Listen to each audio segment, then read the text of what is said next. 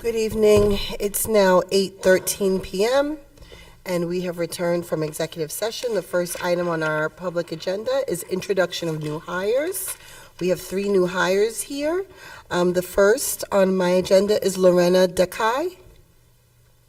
Did I pronounce your last name correctly? Dakaj, I'm sorry. Please come up onto the stage, Ms. Dakaj.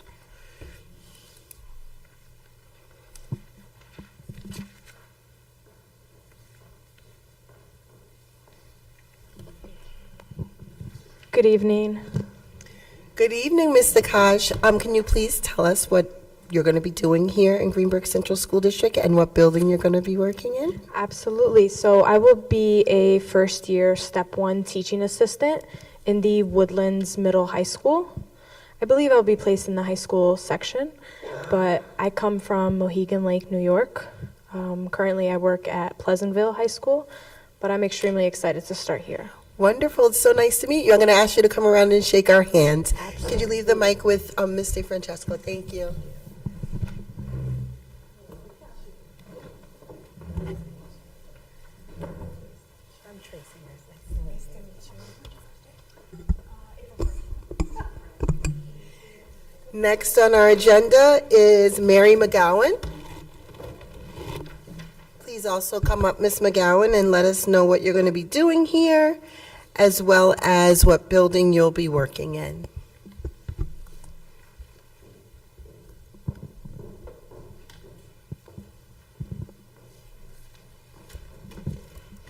Hello.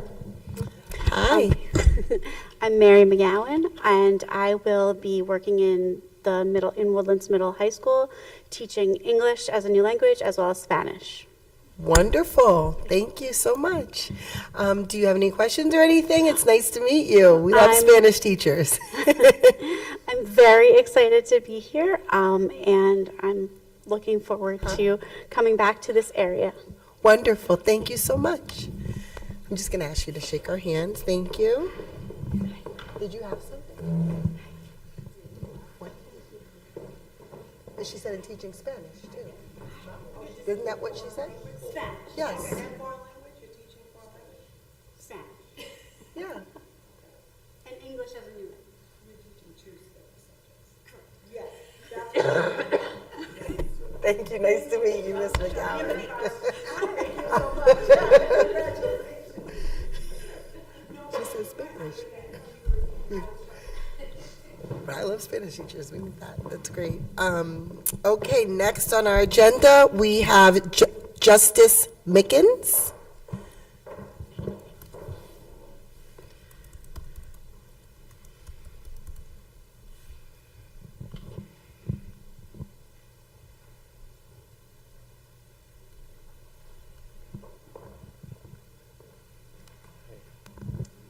Hi everyone, I'm Justice Mickens. I'm going to be a teaching assistant at Woodlands Middle High School. I don't have a specific grade or area. Thank you so much. When do you begin? This is actually my 2nd week. Wonderful. Thank you so much. Nice to meet you.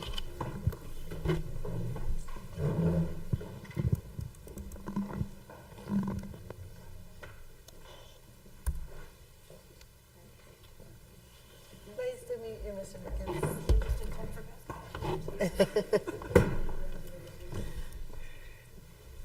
Okay, next on our agenda is Aramark.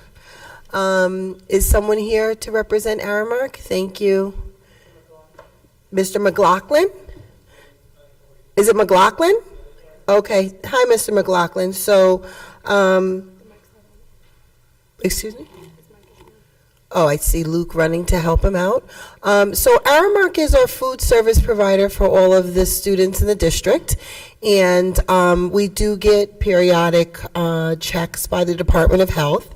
We did have an incident on February 28th, I believe it was. That's correct. Where the Department of Health showed up. And in this particular building, we had 10 red violations. That's how I'm understanding them. So maybe you can explain a little bit more with us. Mr. McLaughlin exactly, what is happening with our students, and then trustees may have some questions for you. Thank you. You got it. John McLaughlin with Aramark. Thank you for allowing me to be here today. I'm sorry, give me 1 minute. Luke, is the mic on? Oh, I'm too tall. Can you take the microphone off for him? Or maybe we need So- for That's all right, I got it. trustees to hear and the folks at home. Thank you. Thank you. So John McLaughlin with Aramark, thank you for allowing me to follow up with the inspection that happened on the February 28th. I do want to provide you with an update that on March 4th, the same inspector returned for a follow-up visit, followed by a further visit on March 11th, whereby he was satisfied with the remediation plan in place, where we fixed a lot of the issues, such as door stops in the bottom of the doors, and re-sheetrocked a lot of the walls, cleaned up a lot of the clutter that was in the I'm offices. so sorry, I can barely hear you, so I don't know if you want to give him that mic, because what you're saying is very important. I have no idea Sorry. how it's transmitting on YouTube.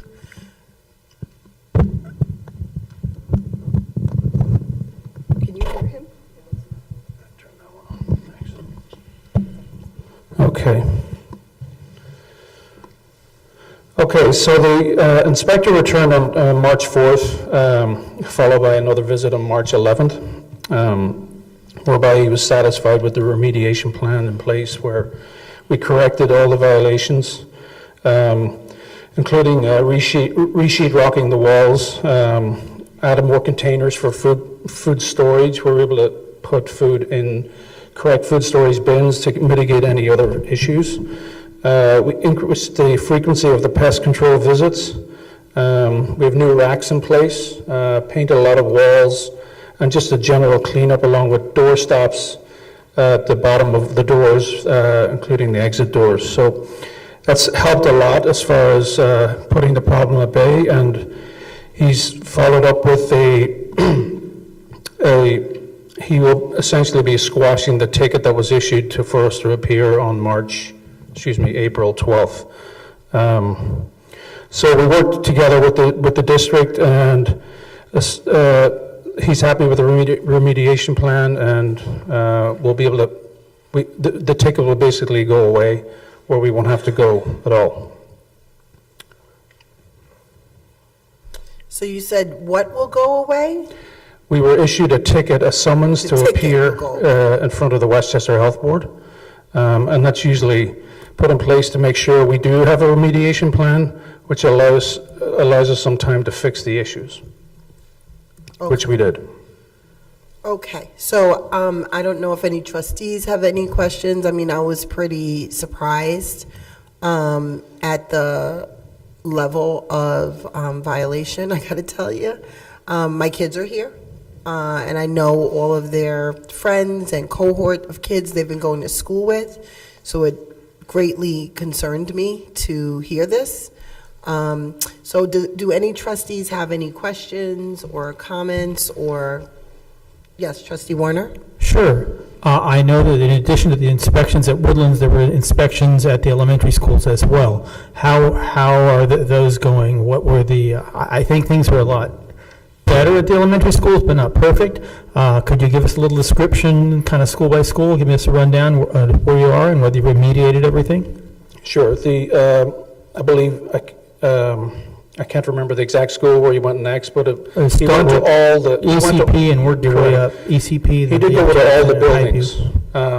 His findings were nothing like what he found here at Woodlands, and we've put plans in place there as well to step up pest control, visits, et cetera, but the issues were maybe 3 or 4 minor violations as far as, I can't remember exactly what they were, but there was nothing like critical that we found here. So there are minor violations at Leaf Jackson? I believe so, yes. I'd have to Minor check the violations report. at Highview? I believe there was some rodent activity, but it has been resolved. Okay, and RJ Bailey? I believe so, yes. So same problem. So Is it all frequency with which we have pest control visits, or what are the solutions? Well, I think the solution is to put the problem at bay. I don't think the rodent issue will ever go away fully. We have to step up the amount of, or the frequency of the visits. I believe we were doing it once a month in the past. We've stepped up to twice a week at this point until we put the problem at bay. And spring is coming, so you know what happens. All right, thank you. Mr. McLaughlin, you are whom exactly in Aramark? I'm the district manager for this area for Aramark.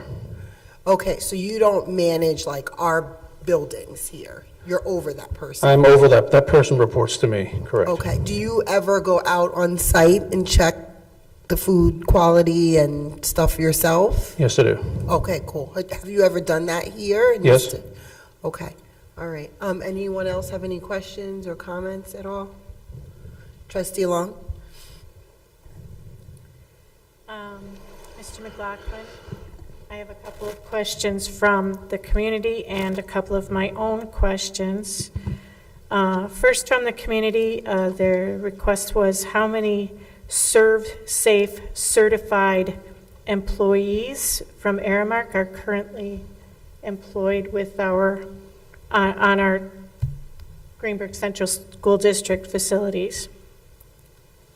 I don't know the exact answer to that. I know that every lead in each building is supposed to be Serve Safe certified, so I will check up to make sure those certifications are in place. The next question is, who's responsible for cleaning countertops or any food surfaces in the cafeterias or food preparation facilities?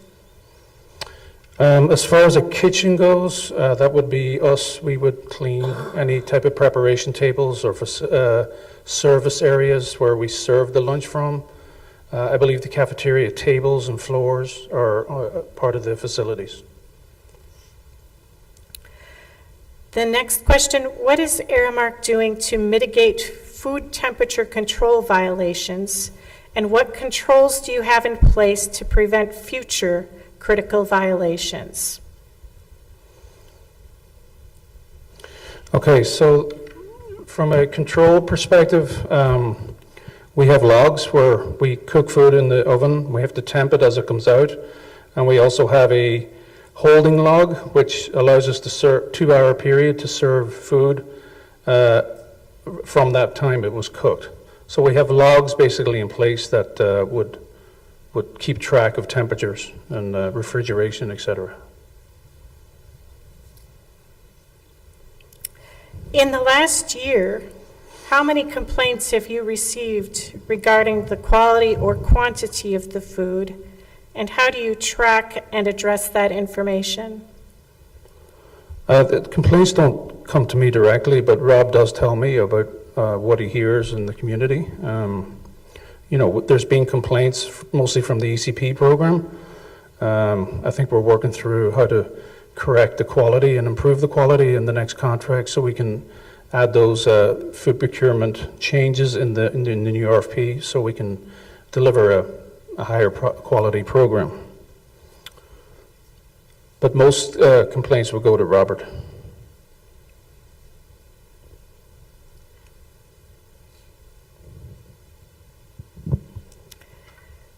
What's your plan to make sure this situation doesn't repeat itself? I think we have to collaborate with the district on the facilities and keep the communications a little bit more frequent between Robert and the facilities team. I know we're responsible for things and the district is responsible for things, and we have to work together and resolve those in a more timely fashion. Thank you. That's all of my questions. Okay, great. Is the inspector going to give a report to us to indicate that everything has been resolved?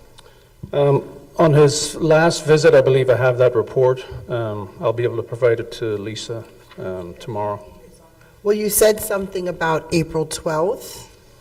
Yeah, well, April 12th is a ticket he wrote for us to appear at the Westchester County Health Department to to respond to the issues, but he's already come back twice since then and has been satisfied with the remediation in place. So are we gonna hear after the 12th that has been, I will probably hear tomorrow. I have a call in with Jennifer Sagani, who's the lead sanitarian at the Westchester Health Department. I'm expecting her to null and void the ticket, essentially, and I'll follow up with the district as soon as that happens. well, I do really appreciate you coming out. How often does this happen with your schools, that there's this level of violations? This has been the worst I've seen, to be quite honest. This particular inspector, I would say, is a little overzealous. He went to another district I have, such as Harrison, didn't find anything wrong, but went through a box of apples, for example, and wrote me up for a bruised apple. So, you know, we've reported him to his superior, and you know, I don't want to discount what he found here either. I think it's shone a better light on what we have, and we've resolved the problem. But I would say he's a little overzealous, and I've never been to the point where the superintendent was asked to come and review his findings. That's never happened. Okay. Any other questions or concerns by anyone? No? Okay, well, thank you so much for coming out. Thank you. I don't know if anyone from the public has any questions? No? Okay, thank you. It's 8:29 PM, trustees. Now we have a policy presentation.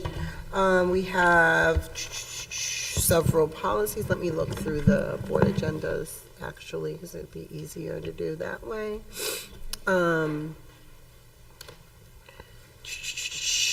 First, we'll start with policy 3160. Sorry, I'm sneezing. Actually, Trustee Valen, why don't you go through the policies each so that you could focus on that as the policy, the chair of the governance and policy. So these are policies that the board reviewed at the work session a few weeks ago, and now we're presenting them to the public for their comments and input. I will name the policies, and if anyone has any comments or suggestions, please email board@greenburghcsd.org.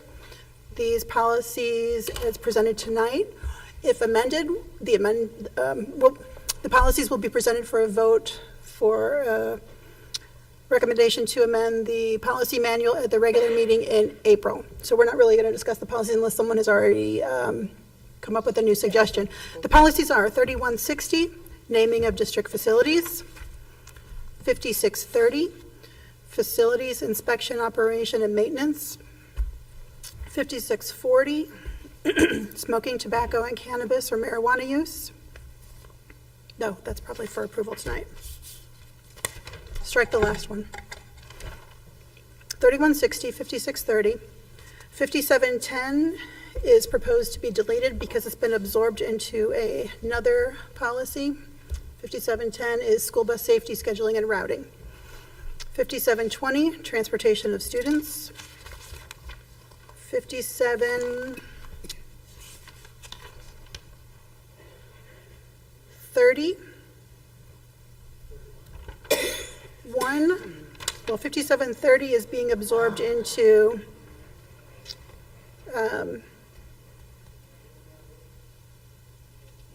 no, 5730 is also being revised. 5730, school bus safety. 5731, idling school buses on school grounds. 5740, qualifications of bus drivers. 6190, workplace violence prevention. 7316, student use of personal technology. 8320, textbooks, library materials, and other instructional materials.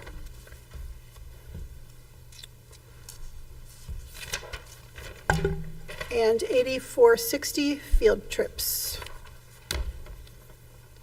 Draft versions of the policies are available on board docs, or if you're unable to access that, please contact our district clerk. And if you have any suggestions or concerns about the policies, please email board@greenburghcsd.org. Thank you. Thank you, Trustee Valen. Next on our agenda is budget presentation. Ms. Raymond? Sorry. I wanted to Trustee mention, in Warner? case we forget later, 5630, we actually had the FinFac committee look at it briefly, so I have a few comments on that, and I'll read them as part of my report when we get to the committee reports. Thank you, Trustee Warner. Any other trustees have comments? I don't want to go too quickly. No. Ms. Raymond, please, budget presentation.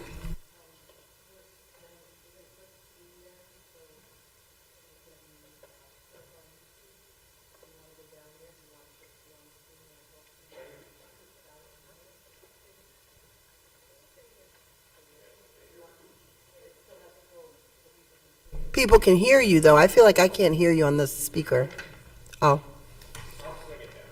Okay, so what's happening is our technician, Mr. Luke, is going to bring the screen down so people can see the budget presentation, and Ms. Raymond's going to go through it. You'll hear her orally, excuse me. You have audio. I don't know if I'm saying that right. You'll hear Ms. Raymond and be able to see the budget presentation on this screen.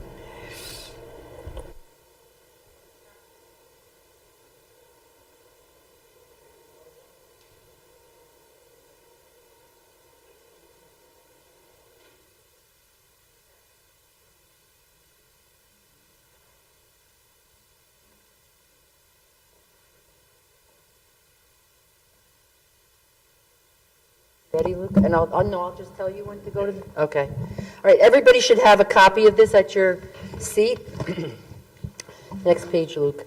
So I always like to start the budget presentations off with the tax cap calculation. I'm not going to run through this again since we've done it 2 previous times. Just to remind everybody that for a simple majority, the tax levy can be between 3.73% and 5.28%. On page 3, you will see a summary about what's going on with state aid. So to this date, there is no movement, but there's a lot of talk. People are lobbying, groups are lobbying, our legislatures are listening to us, and there have been many comments made that they are determined to restore safe harmless. If that's the only thing that is restored to bring foundation aid back to the 23-24 levels, that would mean that Greenburgh would have $538,772 restored. At the Finance and Facility Committee meeting, there were recommendations from the March 7th meeting that we will go over. One is to apply the whole amount, if we were to receive this money, to lower the tax levy. Second recommendation was to take half of this dollar amount, apply it to the tax levy, and put another amount back into the capital interfund transfer. Then there would be a third question: if no state aid is restored, what would the board want to do? So you'll see here on page 4 the comparison of revenues. The first column is what I presented to you on March 5th. For the revenues that we anticipate that we will receive. This includes the executive proposal of the governor for state aid. The middle column, I took the safe harmless amount and I applied it to the tax levy. That was recommendation number 1 from the Finance and Facilities Committee member. That would lower the tax levy to a 3.29% increase. Then the second recommendation from a committee member was to apply half to real property and put half back into the capital interfund transfer. By doing this, we would reduce, the tax levy would go to 3.71%. On page 5, this is a comparison of the budget expenditures. Again, the first column is what was presented on March 5th. The second column is if we applied everything to the tax levy, nothing would change in the budget dollar amounts would stay the same. But if we added $250,000 back to capital interfund transfer, that would leave $19,386, which I designated for additional contractual supplies and materials or other expenses. The reason I did that was because in the capital interfund transfer, we tried to do everything in $25,000 increments. And that left the $19,386. On the next page, you'll see that that would increase the interfund transfer to the capital count to $800,000, which we plan to propose to use for technology and security upgrades. There is a technology committee meeting this week, as well as a security meeting this week, where we will present items that we have found, we have researched, to the committees so that they can see what we are proposing.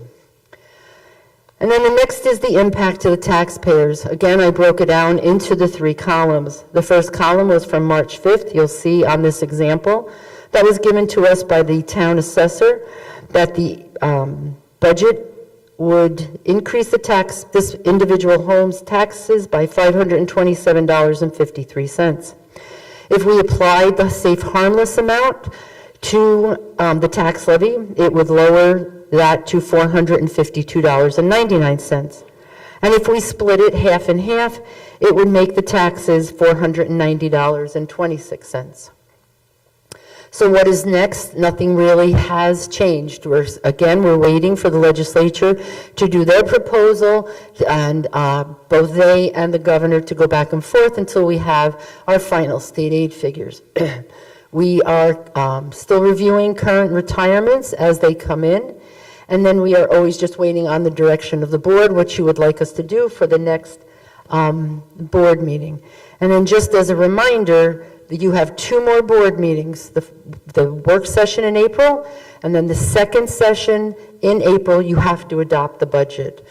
There are a certain number of days that has to be done, so Chrissy has it so that she can do all the legal notices and things that she needs to do. So just a reminder that the budget is May 21st from 7 to 9 at the Woodlands Middle High School. And if anybody has any questions, we will try to answer them for you. Thank you, Ms. Raymond. Trustees, do you have any questions or comments on this new version of the budget? Trustee Valen?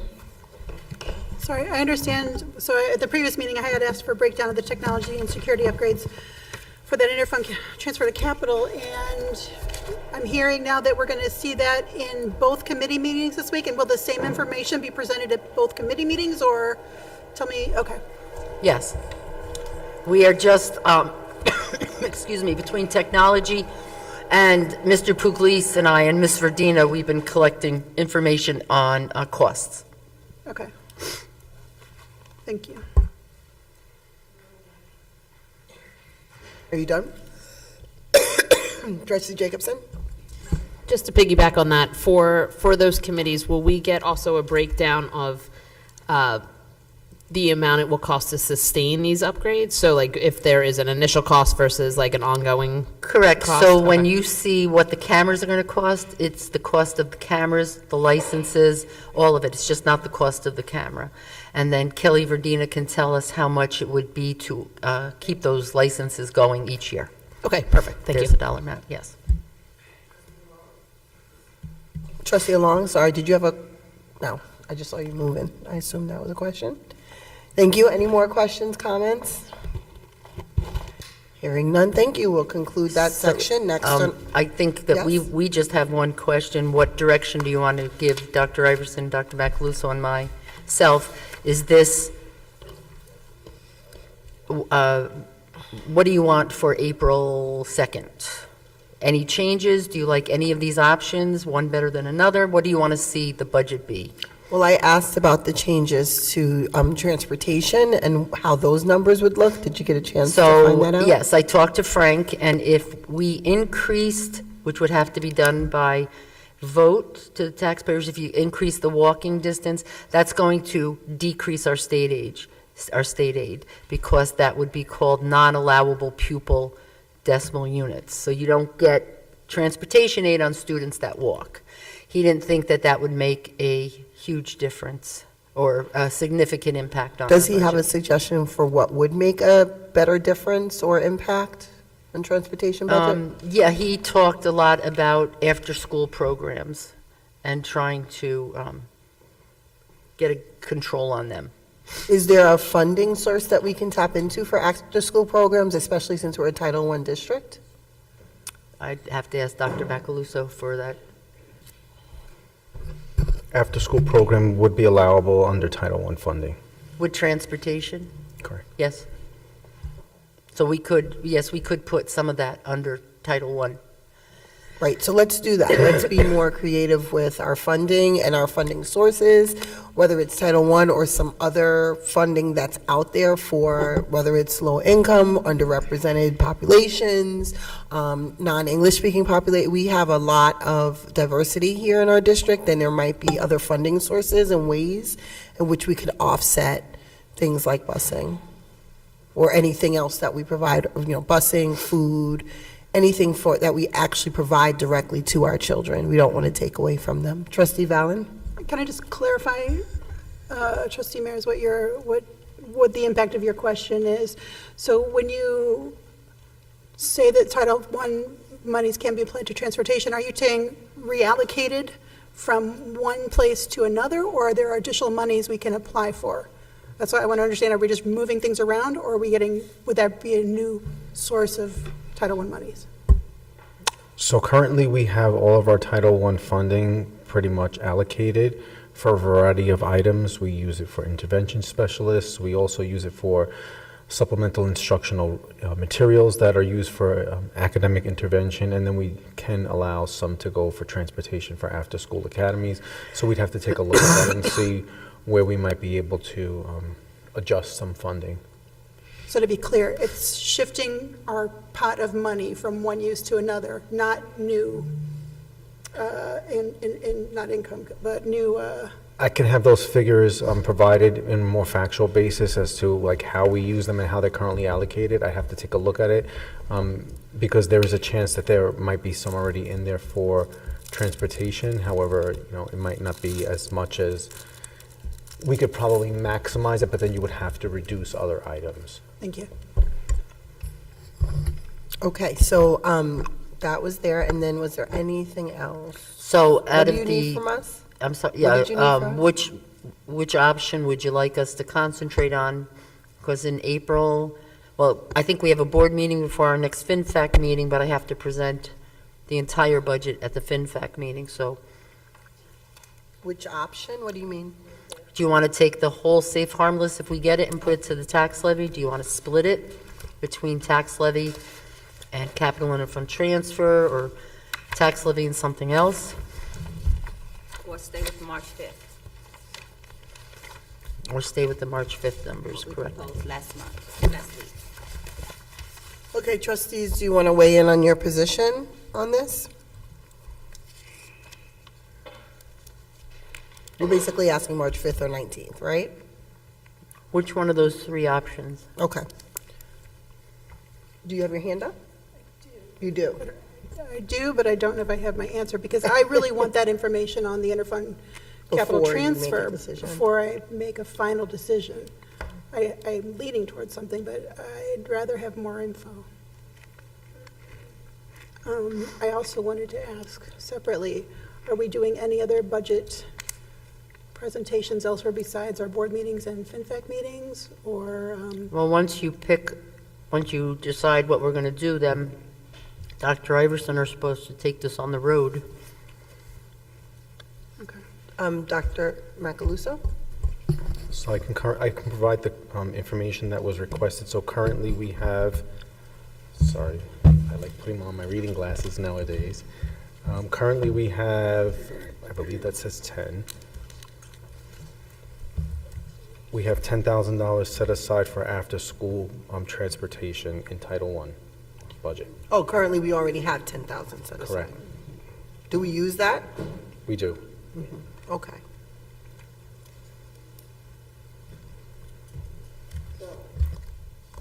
My question to the Assistant Superintendent of Business, what is your suggestion to the board?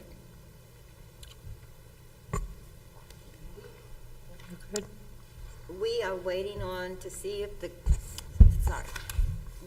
Lisa and I spoke about this today. We just don't know how much longer we can wait to see if the governor is going to restore the safe harbor, Safe harmless. safe harmless funding. Yes, the $538,000, 722 safe harmless money. We haven't gotten it yet, truthfully. We're waiting on it. we don't know if it's coming.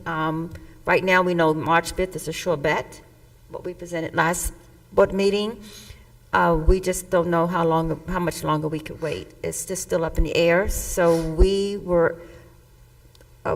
I think we go, the FinFac came up with waiting to see about the safe harmless, but I don't know how longer we can wait. We have 2 more board meetings. We haven't done anything in the community.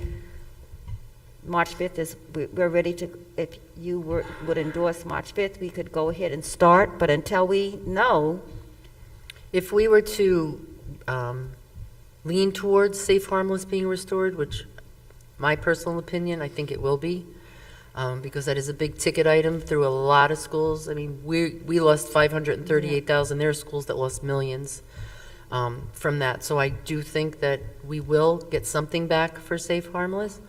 I think it's the concern, and correct me if I'm wrong, those who are on the FinFac committee, was that we were depleting the 1.3 million that we've transferred for so many years, at least since I've been here, and I know my predecessor had started that they don't want to see that be depleted gravely, so that we really couldn't be doing anything else. But if there's something else from that wish list, it could go half to the tax levy, because there is a concern that the tax levy is too high, and half to get something else also. Trustee Warner? Okay, I'm leaning towards giving back half the money to the taxpayer and keeping the other half to fix things that need to be fixed and things that aren't being taken care of yet. So the first option. No, Half. third So- option. Well, you Third need to option. tell me 1, 2, or 3. Okay. So your second option, do you have a decision, Trustee Long? I support giving back half to the taxpayers. And Trustee, go ahead, Trustee Valen. I'm just going to clarify, when we're looking at our page, whatever this is, I think they're both referring to this one, the one in third blue. column, the third Which is column. listed as recommendation number Trustee 2, and Warner, that's my what- vote. Thank you. Trustee Warner, what do you want? You want 1, 2, or 3? 3. You're going to jump on there with 3? Trustee Washington? It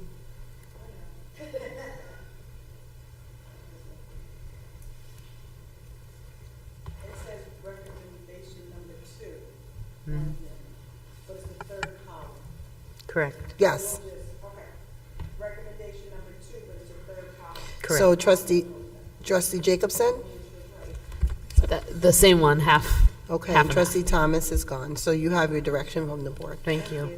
So next on our agenda, unless anyone has a comment, question? Oh, okay. Yes, go on the road. So you're going to share your plan with the board for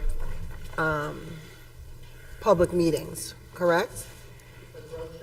For the road show. Yes, once Yes. it's developed, we will. Okay. Next on our agenda are committee reports. Are there any, yes, question. Trustee Jacobson? Is part of the show that's going on the road, or even prior to that, will any of that include galvanizing the community to contact our state representatives to start pushing and pushing and pushing and see if that helps move the needle at all? I know everything's kind of coming down to the wire, but I don't know if the public is aware of the lack of money that we would end up with, as opposed to what we can maybe champion in terms of our public voice.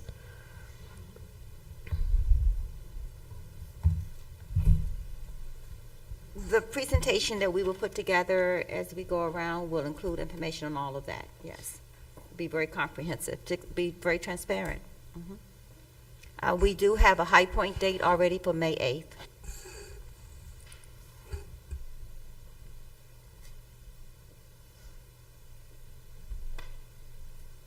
Okay. Trustee Valen? Sorry, just to button things up. Is there an email address where the public could email any questions they have in the meantime?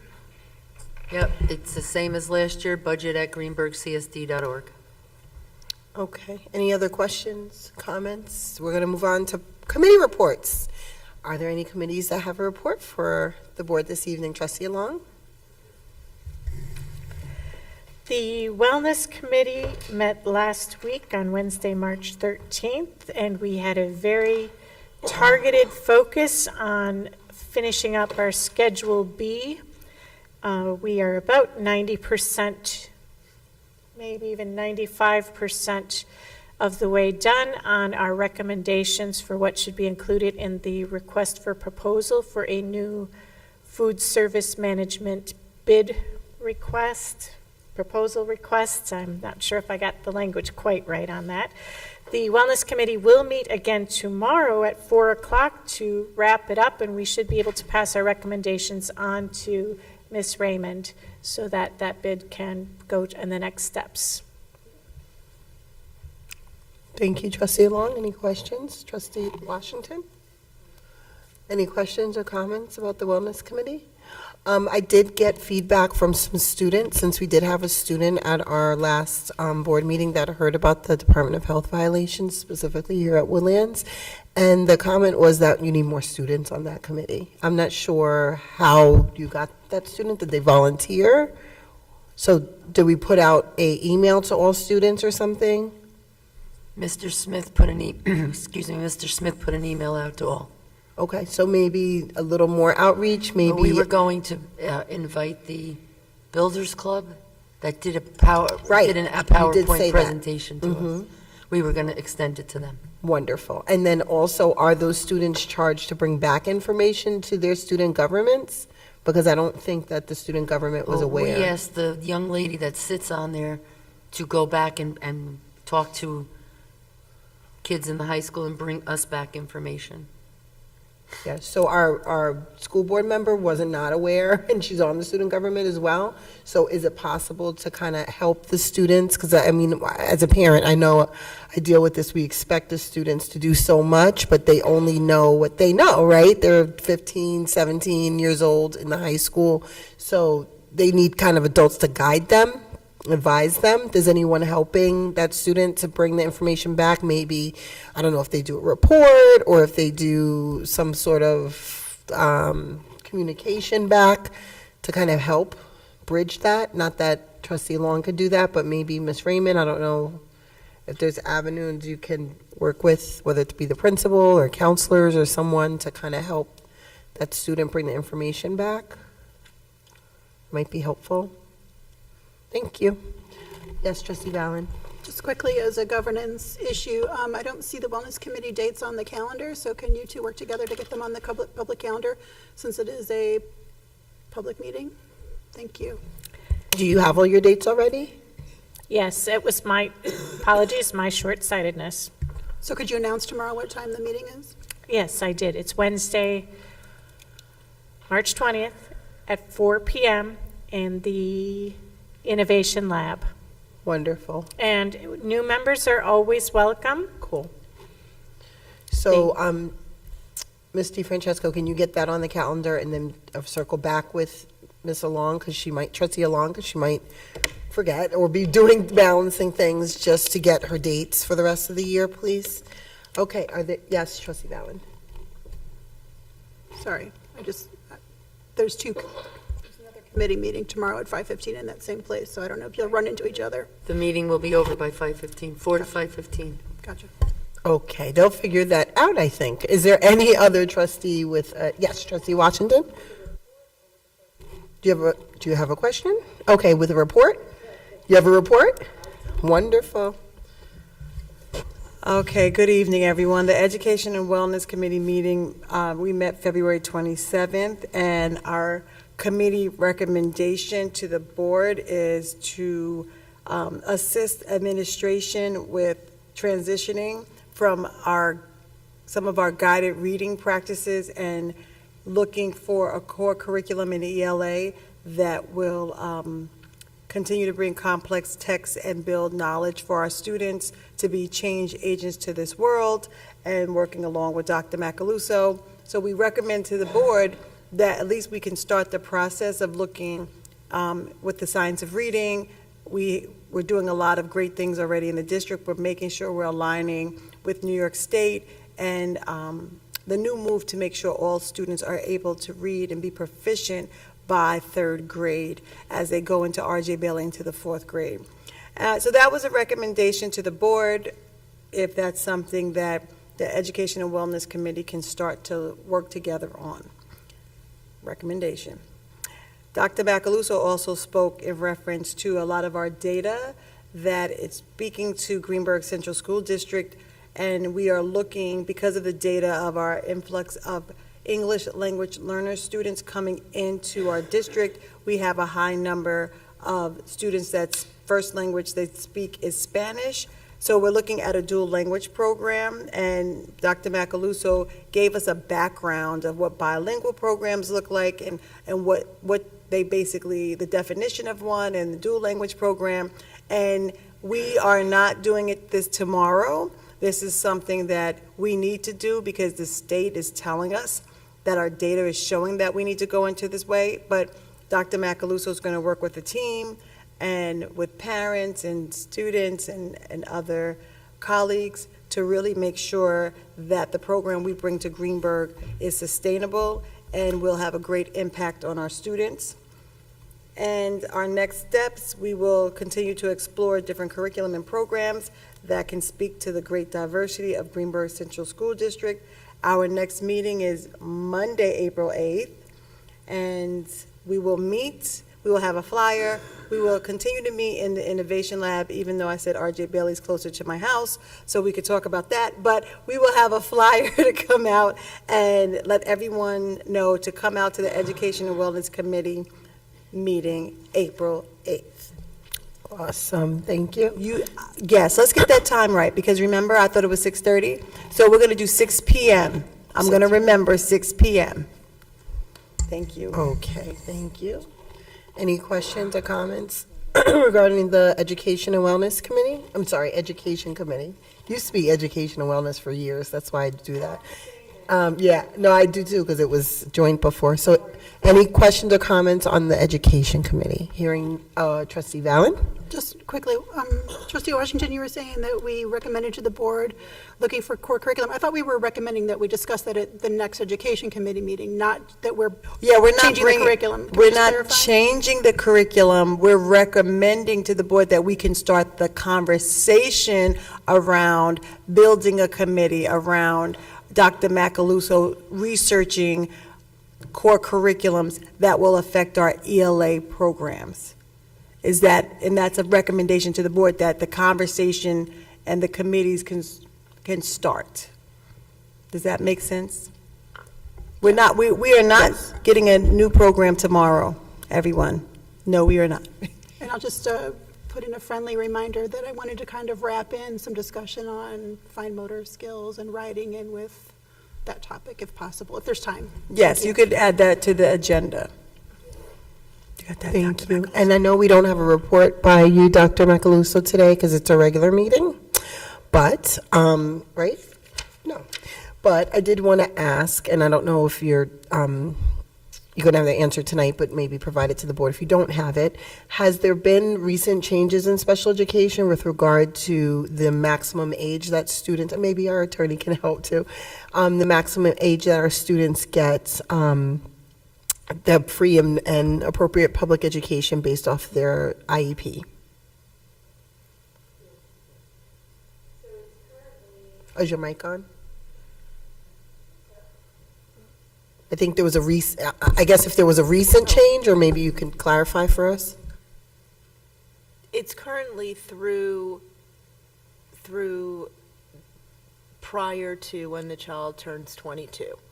So it became a question for many districts in terms of the child turned 22 in November, would their services end mid-year or would you carry it through June? And there was some flexibility there. So what is occurring in the State Education Department is discussion about what that should be. Okay, thank you so much. That's really helpful.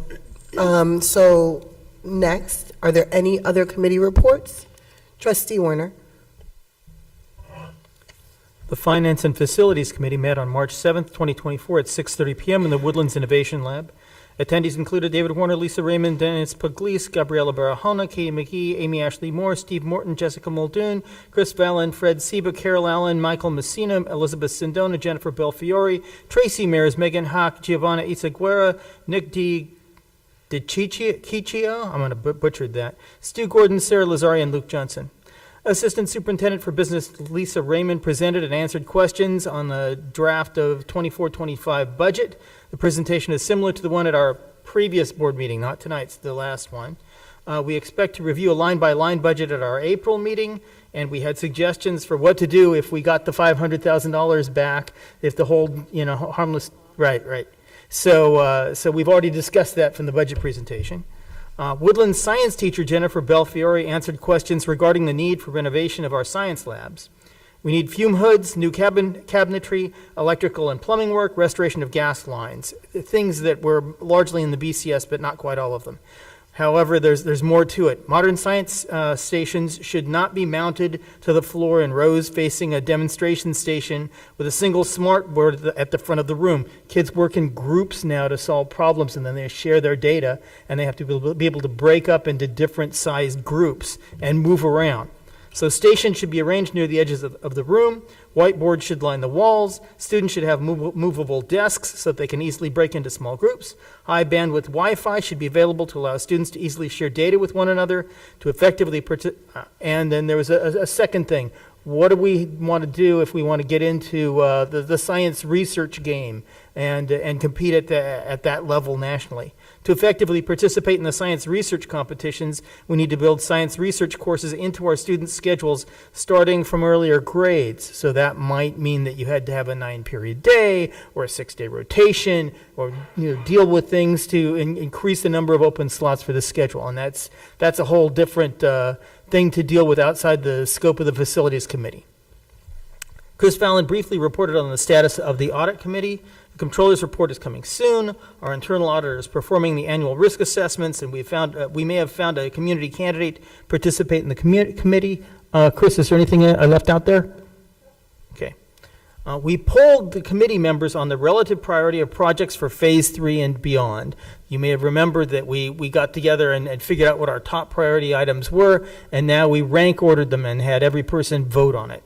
The priorities came out as number 1, Woodlands Middle High School Science Lab renovation. Number 2, exterior shells, that's exterior walls and mostly windows. Number 3, ECP classrooms at Lee F. Jackson, that's an addition to the building. Number 4, priority 1 and 2, building condition survey items. One of our committee members went through and figured out, what are the top level items. We did a little bit for each building. And number 5, mansion ventilation. So we fixed the mansion ventilation. You could at least get the administration back in there. And 6, soccer fields. Our next step is to estimate the cost of the Phase 3 proposal. So there's Phase 3, Phase 4, Phase 5.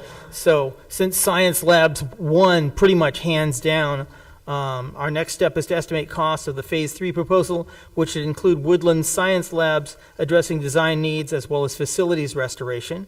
We'll obtain a quote for restoration of the Science Lab area windows, since that's priority 2, so that you have a very large amount of money required if you did the windows everywhere, but you can do it a little bit at a time in different spots. So if you made sure that nothing leaked around the science labs and it kept nice and warm, then that would be a good thing. So we could do just a small piece of the windows as well. Moving on, we reviewed policies 5630, facilities inspection, operation, and maintenance. The policy statement, probable useful life of each building and its major subsystems, we need further guidance on what it means for probable useful life of a building. The architect knew all about what to do in terms of like subsystems and whether they were, in good or bad shape. But there's no clearly defined criteria for whether a building is obsolete or not. So we've got to think about that a little more. We need to indicate that the Finance and Facilities Committee performs some of the functions that are listed in the policy for the Health and Safety Committee, as required by law, in terms of keeping the building safe based on facilities conditions. So if I go to the actual policy down around page 6, monitoring system, there's a numbered list of things that we work on, and I believe it's items 2 through 5 in the numbered list. So establishment of a comprehensive maintenance plan for all the building systems, annual review and approval by the board of the building inspection reports, and the 5-year building condition surveys, procedures for assuring an annual fire safety inspection, procedures for assuring a current and valid certificate of occupancy. Those things fall under FinFac, not under the Health and Safety Committee. So we should probably have 2 lists in there and break one out for the Health and Safety Committee and one for us. So that's a suggested change to the policy. And we also recommended creating a form for the public if they want to suggest facilities changes.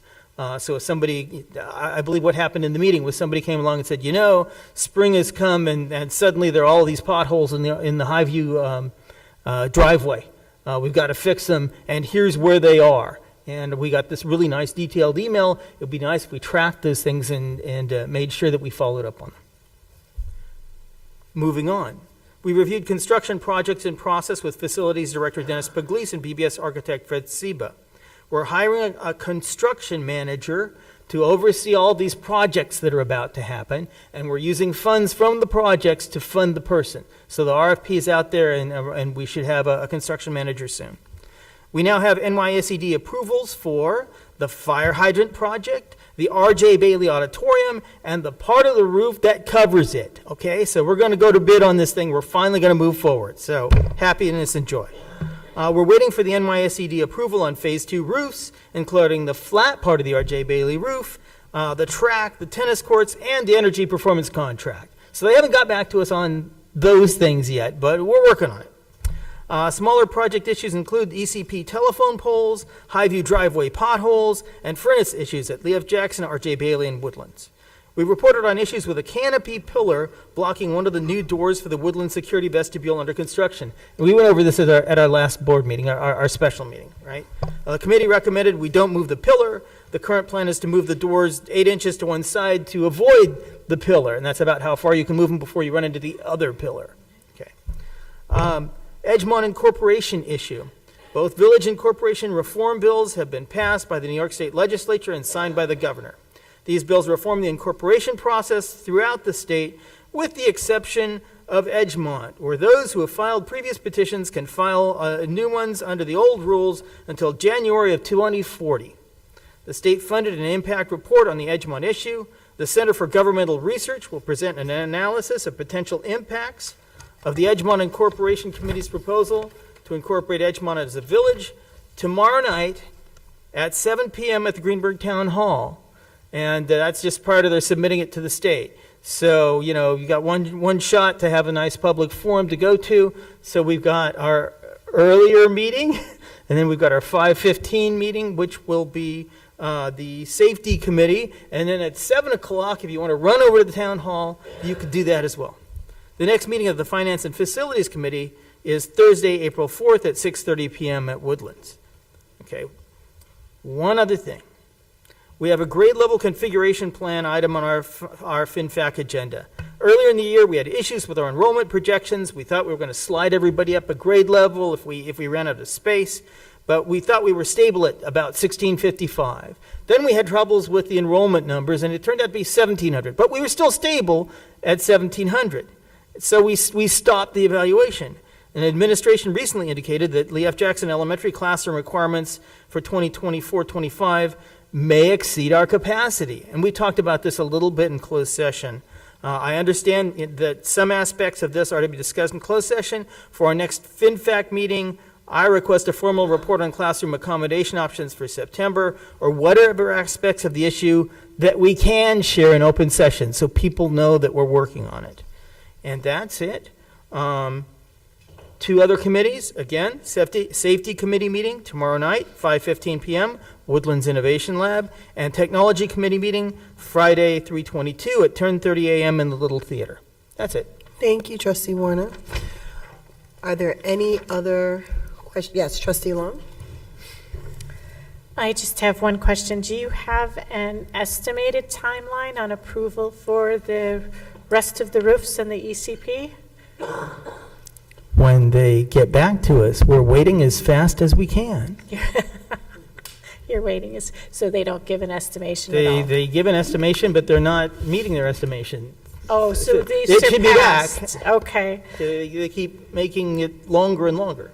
They keep making it longer, okay.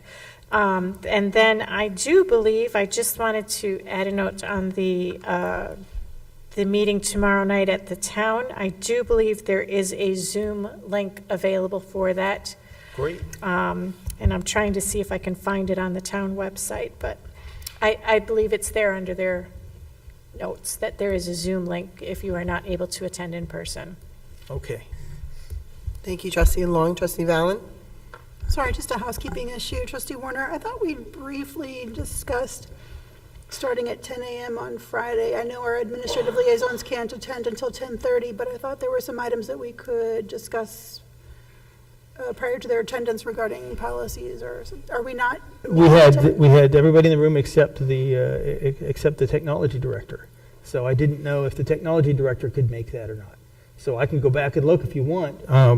Got till Friday. We can still post. You want me to check that out? I'm just saying if there are items that we can discuss. Yes, because we have a check hard that stop. out. If there are things that 10 we can o'clock. discuss that doesn't require them All to right, be there, try then for we can 10. make it 10, please. I'm going to make a decision. Check it, Can 10 we o'clock, do post it, 10 and you will follow up with the a.m. technology check director, meeting? just so we can move on. Thank you. Okay, wonderful. All right, next we have any other committee reports. When's next, GovPol? Next Governance and Policy Committee is April 9th, I believe, 4:15 p.m. in the Innovation Lab. Let me confirm that time. Yes. When is the next safety? Friday. Yeah, I thought it was tomorrow.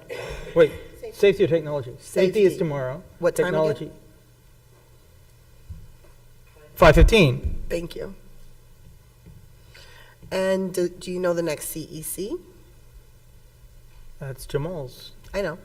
I was just asking if anybody knows. Okay, well, then we don't worry about that. No problem. I can pull that. Art show, 24th, April 24th, from 5 to 7 p.m. at the Greenburgh Town Hall. Maybe right before? Or at the end. He did it at the end last time. And speaking of art, we have our IB students displaying their art in the daytime. And so I continue to bring this up, so I'm going to keep bringing it up. It's not convenient for working parents or working public that want to see the art that the IB students worked on for 2 full years. Is it going to be displayed anywhere in the evening or have any sort of presentation for working folk? Not right now. No, there's been no change in that for this year, but it's noted, but no, not right now. I can check with Ms. Cronin to see. And all of our principal coffees are in the daytime, so are we going to be moving those things as well to have flexibility for the evening? I didn't hear the first part. Principal's coffees, for example. I mean, I can keep coming up with various different things in our calendars that are only scheduled during the daytime, and we have a large working class community here that work during the day. Everyone is not available, flexibility during the daytime. I've talked to principals about this, and they have mentioned to me that they've talked to their population of parents, and they have not got the push to change that. And some do virtual. I mean, They talk to their parents and the population of parents, and the population of parents have not made a push for us to accommodate working parents. That's what's being stated. They've just not gotten we've talked about it many times in principal meetings. I've brought it up, and some of them are doing a hybrid sort of thing. They've done some during lunch periods during the day. So if you're at work, you can log on at lunch. So they have made some adjustments. Some are still in the morning. Okay. None have just not. So they none have made been, some adjustments. Yeah, but none have been in the evening. So what we want to do as a school that's looking for diversity, equity, and inclusion, we want to make sure that we are including our entire community to be a part of our students' achievements, their progress, their celebrations, and so on. So I just, and I want to make this I want to be very transparent. During the day, when you have parents that are usually around the school during the day, most likely they are not working. And they do get the favor of administrators because, you know, they want to volunteer, they want to be part of the PTA, they want to support, and it's great. But there are voices out there that we all need, even the parents that are not working. They need to push for the parents that are working. And that's what diversity, equity, and inclusion is all about. It's not just about me and what my privilege is, but it is about looking for all to have access to our schools. So something as simple as an art IB exhibition, that shouldn't even be a question that some administrator could have another administrator just stay late, even if it's to 4:30. You know, even if they have to make some adjustments to a schedule that day. So parents that get off at 4, they might be able to walk in from 4 to 4:30 just to see the exhibit. There are so many ways that we can extend our welcoming and nurturing environment aspect to who we are, that we can't really make excuses. The excuses we don't want to give of ourselves. And that cannot be Greenburgh Central School District because that has not been us historically. And a lot of times, because of the pandemic, we have learned to push a lot of things away. We keep sticking to the Zoom. We're not as much hands-on, and you know, it's time to bring our parents back. So I just wanted to make that statement. I'm right there with you, Trustee Washington. I'll push you even further. I think we have a responsibility. We do. I think as board members, we have a responsibility to think beyond our own, and I like the word you used, privilege. And taking that opportunity to be available during the daytime is great, but I think we have a responsibility to think of others that are not there during the daytime, others that are not lending their voice or their time and what they may need for their children, not just our own. So it's not a comfortable conversation. I see a lot of fidgeting and a lot of head looking away, but I think we need to be responsible. I think it's our And I just our also want to responsibility. say, we know there are some principals who are doing night events. Like, we know they are, right? I don't want to name any names because you know we're on camera, but our earlier childhood programs, they do a lot of evening events. So, just to kind of keep it flowing. We do have a mandate from our Title I and our policy that says that we have to have flexible times and flexible ways for parents to engage and attend. We do have that mandate. Okay. All of this is this ongoing conversations. Okay. Any other questions, comments? No. We'll move on to the board president's report. In the essence of time, it's now 9:20. We do have a public speaker, so thank you for your patience. I'm going to just quickly say we came off of our state championships where our boys made it to the Final Four. And we were defeated by Stillwater, which is a team that actually won the entire championship. So we played very hard in it. For one full quarter, we were ahead of them ourselves. So we were very, very close to winning that state championships. And so I'm very, very proud of that team and of the coach and of the parents and the community that came out in support. I saw most of the board members at these games. It was exhausting. I think all of the staff, all of the administrative staff came out evenings. I saw families of our administrators, our teachers. We had security guards. We had everyone come out and rally around our TDYCC Community Center, really supported the students and the community with getting all the way up to Albany in conjunction with Earn Your Leisure, who completely donate, and those are, it's a company or a group of graduates from Woodlands. And I'm a big advocate of even hiring graduates when we can, because there's a commitment level that you cannot get from anyone else. Everyone that graduates from here loves this district. And those graduates started their own company. They're doing very well and successful, and they donated buses to bring people up to Glen Falls, New York, which is about 3 hours away. And there was lots of support. So I'm very proud of those guys. I will be inviting them to a board meeting. Tonight there was a coaches dinner, so they could not attend. And as well, coming off of the state championships, we all, I think all board members participated and went to our stage production at Woodlands Middle High School of Newsies, which was amazing as well. And Dr. Iverson talked the first night about the talent. We had talent in sports. We had talent going on stage with regard to singing and acting. We had talented kids doing the stage and helping with the lighting. I did specifically ask for some more money to go into the arts for miking, and we did not seem to have enough mics for our students, which was a little frustrating. I'm not sure if it was a quantity issue or if some things broke during the performances. I don't know, but we definitely, hopefully, can look into that so that doesn't happen again. But it was a wonderful, wonderful performance as well. We had students doing the music as well. It was a whole production here, which was absolutely wonderful. And I think we're doing a great job on our social media updating with all of the wonderful things that our kids are doing. Does anyone else want to add in some great news about our students? We have some very difficult work that we do, but I think going to these events and seeing our students really brightens any trustee's day.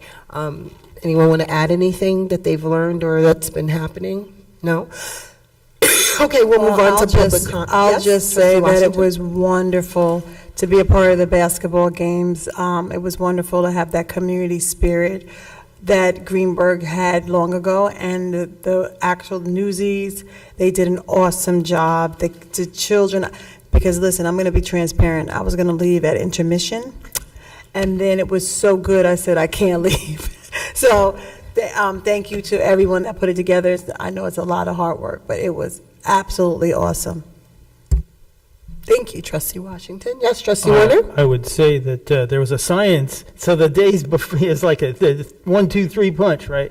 So the day before I still have a little bit of the pie stamp on my hand from our young students. You know, it's the equivalent of a science fair. We had mostly elementary schools, and up through about 9th grade, we had some, you know, I learned a little bit about the golden ratio and that it actually applied to the Great Pyramids. And you know, the people knew about the Pythagoras theorem and where it came from on the one hand, and on the other hand, they were doing the equivalent of putting together circuit boards, and they had little robots that they would figure out, you know, how to pre-program the instructions for, and they've miniaturized it now. So you have the old large robots on the floor, and you have the little robots on a piece of paper, and you can draw a line, put in 3 colored different stripes, and then the robot pauses and it follows the commands on the stripe. Just all kinds of, you know, interesting engineering and science things. So I think, you know, that's starting to come back. I look forward in future years to maybe doing the more formalized science fair stuff on top of it. But good start, good solid start. Wonderful. And I do think we need to bridge together a little bit better the full district-wide, because I agree with you, it is hard because some events tend to lean more toward elementary or more toward secondary. So it is hard to bridge that, but we have to do a better job of that because I think more people are starting to send their kids to Woodlands, go into 7th grade, and try to stay. We have to retain those students once they get here, but a lot of people are trying, which is excellent. Part of that is also our athletics program. We talk about social emotional health and getting involved in athletics, getting involved in the arts, getting involved in the clubs really helps these kids from going home and staying right on a computer screen and not socializing with one another and feeling a little bit better about themselves. So we definitely want to try to do as much as we can to support the extracurricular activities that we talked about earlier. Okay, moving right along, we do have a public commenter. And maybe if you could come up to the mic, Adonia Mans, and I might be reading, I can get my glasses to read properly. And our speaker is going to talk about implementation of MBK. Can you please repeat your name just so that we have it correct in the record? We can't hear you. Maybe take Ms. DeFrancesco's mic, because that's working for sure. All right, it's Adanya Mans. Oh, Miss Adana Mans, thank you. You're welcome. So I'm actually an alum of the Greenburgh Central 7 District, yes. I was a member of the National Honor Society, graduated here, got a full academic scholarship to Delaware State University, graduated summa cum laude from there, and I'm an accounting professional thereafter. So just to give you a little background about myself. I'm very proud to be a part of the district. All the events you guys mentioned, we were there this week, me and my kids. What's interesting enough is we actually transitioned from private to public this year just because the district has so much to offer. So I'm glad to be back. I love it. Thank you. Thank you. So my son is in the middle school. He's in 7th grade. And I have to admit, I'm not too happy about his academic trajectory thus far. We didn't have a good first marking period, second marking period, and I think the third, we're kind of leaning towards that way. When I reached out to kind of see what resources were available here, whether it was mentoring or tutoring, I was told that there was a program called MBK that was once implemented here throughout the school year. When I tried to, put him in there this year, I was told that there is no MBK program running currently. I did a little research. I went on the New York State Education website. There's actually a section there for MBK. Greenburgh is listed as one of the participants. And I also went to Obama's website. We're listed there as well. So my question is, if we're listed on the websites as active participants, is there a reason why there's no program this year? And if there isn't one this year, is that something that we can think about for next year? The program is really great. Again, it kind of has resources for mentoring and tutoring for young men, such as my son and a bunch of other ones as well, in the middle school and high school. As a matter of fact, some of the basketball players were a part of the MBK program as well. So you guys want to socialize that or have any comments? That's what I'm here for tonight. Well, thank you very much, Ms. Mans, for coming out. Our process here is that the superintendent is going to respond to you. We have your email here. So the superintendent will be responding to you and CC the board on the response to your question. But I do want to thank you so much for bringing your children here, and we have to retain them. And thank you for coming and speaking up on the mic. Individually, I think we do hear from parents here and there, but it is helpful when people come out and speak up, and then that way everyone hears the same information. So thank you so very much, and Dr. Iverson will be emailing you. Okay. Can you read my handwriting? I know it's not the best, but I tried. It's amans521 at gmail. I was going to ask you, could you repeat your email address to me? I can't read it. Can you rewrite it, or you give it to me? Yeah, I'll rewrite it because it's tiny. Great. Yeah. Thank you All so right. very No much. problem. Thank you. Okay, trustees, I believe we want a second executive session, and it's now 9:30 p.m. Can I get a motion? I move that we adjourn to executive session to discuss the employment history of particular persons, personnel matters, and/or employee records, matters deemed confidential by state or federal law, including seeking advice from counsel. It's been properly moved in second. Any discussion? Hearing none. All those in favor? Aye. Any opposed? Any abstentions? Motion carries. It's now 9:31 p.m. We're going into executive session. Everyone, we're going to be meeting just with our attorney and the superintendent right now. And then we will ask for the assistant soups following. Thank you.